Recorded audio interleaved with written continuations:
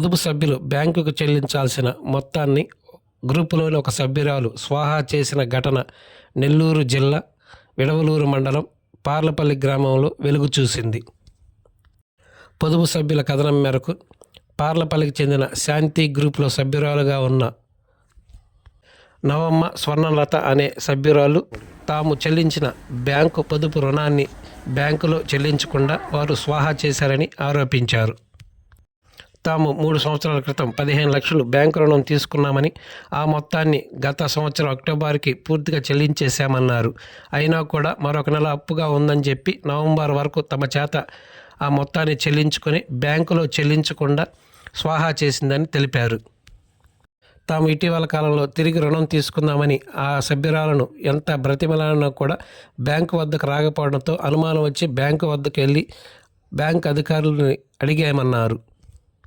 దీంతో వారు మాట్లాడుతూ మీ గ్రూపు నుంచి ఇంకా 5,70,000 రుణం ఉందని, వాటిని తిరిగి చెల్లిస్తేనే కొత్త రుణం ఇస్తామని తెలపడంతో అవాక్కయ్యామని తెలిపారు. ఈ విషయమై సభ్యురాలైన నవమ్మ స్వర్ణలతను నిలదీయగా వారు నీళ్లు నమిలారని, 3 రోజుల వరకు తలుపులేసుకొని ఇంట్లోంచి రాలేదని తెలిపారు. అనంతరం వాళ్ళ భర్తను ఆమెను నిలదీయగా ఇటీవల కాలంలో 1,00,000 రూపాయలు మరి మరొక 80,000 రూపాయలు చెల్లించారని, మిగిలిన మొత్తాన్ని చెల్లించలేదని వారు తెలిపారు. వారు గ్రూపులో ఉంటే మరిన్ని అక్రమాలకు పాల్పడతారని, వారిని తొలగించే విషయంలో కోవూరు ఎమ్మెల్యే వేమిరెడ్డి ప్రశాంతిరెడ్డి తమకు న్యాయం చేయాలని వారు వేడుకున్నారు. దీనిపై ఏపీఎం ఎంకమ్మ వివరణ కోరగా సభ్యులు సొమ్మును స్వాహా చేసిన విషయం తమ దృష్టికి వచ్చిందని, విచారణ చేసి తగు చర్యలు తీసుకుంటామని ఆమె తెలిపారు. నా పేరు మద్దాల స్వర్ణ, మాది శాంతి గ్రూపు, పార్లపల్లి గ్రామం, విడవలూరు మండలం, నెల్లూరు జిల్లా. పోట్లూరు నవమ్మ వాళ్ళ చెల్లెలు వచ్చి స్వర్ణలత, వాళ్ళిద్దరూ మా పొదుపులో ఉన్నారు. మేము 15 లక్షలు లోన్ తీసుకున్నాం 3 సంవత్సరాల క్రితం. 30 నెలలు పూర్తిగా కట్టేసాం. అయినా కట్టాలని 1 నెల ఎక్స్ట్రా కూడా అక్టోబర్కి లోన్ అయిపోతే నవంబర్కి కూడా కట్టించుకుంది మా చేత. తర్వాత లోన్కి పోదామంటే పోదాం అంటుంది. ఫిబ్రవరి దాకా చూసి మేము ఫిబ్రవరిలో బ్యాంక్ దగ్గరికి వెళ్ళాం. అక్కడికి వెళితే బ్యాంక్ మేనేజర్ సారు ఇదిగో మా 5,72,000 కట్టాలి అని చెప్పారు. మేమైతే మొత్తం పూర్తిగా కట్టేసాం. ఇదిగో దీంట్లో ఉంది, మీరే చూడండి, దీంట్లో ఉంది చూడండి.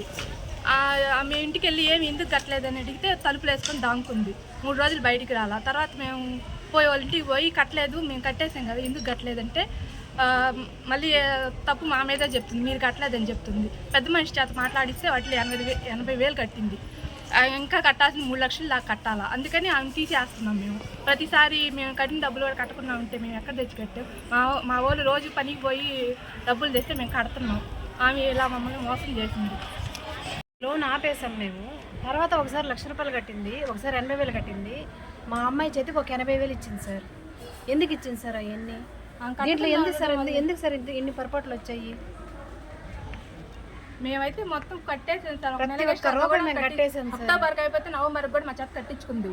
మమ్మల్ని మోసం చేసింది, మా డబ్బులని తినేసింది. అందుకని వాళ్ళిద్దరిని మేము తీసేయాలనుకుంటున్నాం. మరిన్ని తాజా వార్తలు ఎప్పటికప్పుడు తెలుసుకునేందుకు మన గ్లోబల్ న్యూస్ లోకల్ టీవీని సబ్స్క్రైబ్ చేసుకొని లైక్ చేసి కామెంట్ చేయండి. ప్రశాంత్ రెడ్డి గారు మాకు న్యాయం చేయాలా, మీ మీద మేము నమ్మకం పెట్టుకోవాలి.